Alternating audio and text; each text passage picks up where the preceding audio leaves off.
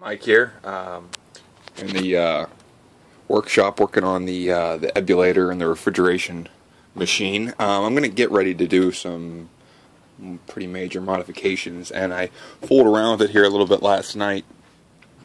Did some changes. Recently, I added some of these thermocouples that are installed directly inside the refrigerant lines, measuring the temperature of the propane vapor and liquid. I did have, where's it at right now? I did have a needle valve, which, here it is right here. So this is what was actually controlling refrigerant, and it's really not a needle valve. If I can pull that thing open right now or not. Yeah, anyway, it's very difficult to control, and I have some ideas about utilizing a thermostatic expansion valve later on for some other purposes, some modifications. So I went ahead and purchased myself a R22 quarter-ton expansion valve, thermostatic. The discharge was half-inch flare, so I had to do some some reduction to it to get it down to the quarter-inch that I'm working with. In the future, if I use more TXVs, I'll equip whatever evaporator or ebulator I have to use the proper size fitting for it in line in all likeliness. But what's kind of strange about this TXV is, for one thing, it runs well, propane now, and the other thing is that it's no longer a TXV, it's a PXV. It's a pneumatic expansion valve. You see what I actually did here is I I took the fill line off of the sensing bulb for the TXV, and I braced it into a piece of quarter-inch tubing, fit it into a pressure regulator, which is attached to this small modified propane tank, which just holds air, and that way I can adjust the amount of pressure that actually goes to the sensing bulb, or the power head on top of the TXV. I took this refrigerant gauge actually off of one of my set of manifold gauges. I don't really use it much, and anyway, I just wanted to get something going with this. So some preliminary tests last night. It works. It definitely works. I can add more pressure to the line, to the power head, and if you want to say trick the TXV into opening, really all I'm doing is just overcoming the spring, or the superheat adjuster on the bottom, to push the needle open and admit more refrigerant to it.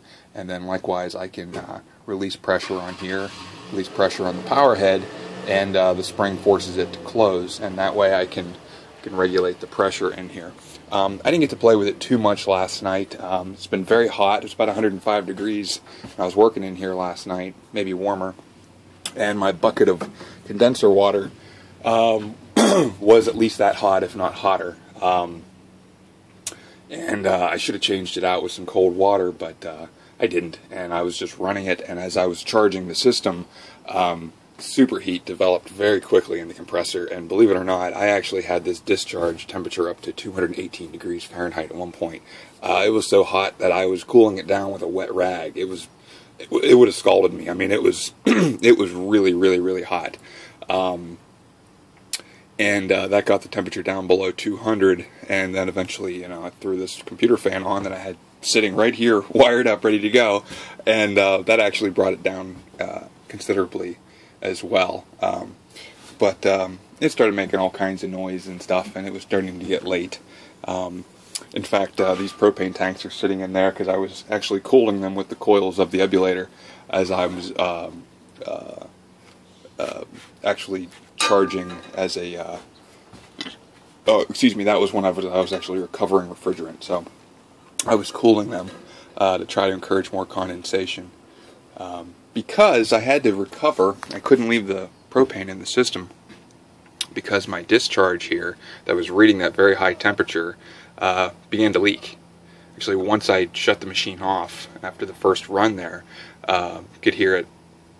Erin said she heard it pop, and you could feel around here at the bottom of the epoxy. I think what happened was the copper expanded and kind of opened up the epoxy a bit, and then once it cooled, it started to leak. So I went ahead and recovered everything. So that one right there is junk.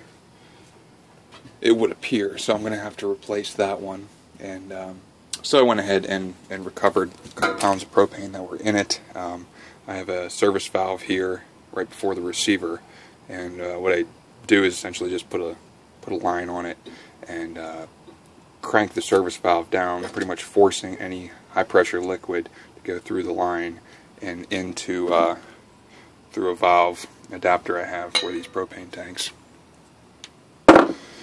And in that way I'm able to recover 98% of the propane and then continue to reuse it or burn it, depending on if I'm worried there's contaminants in it. So anyway, that's where I am right now. It's getting to be quite a mess, rather disorganized.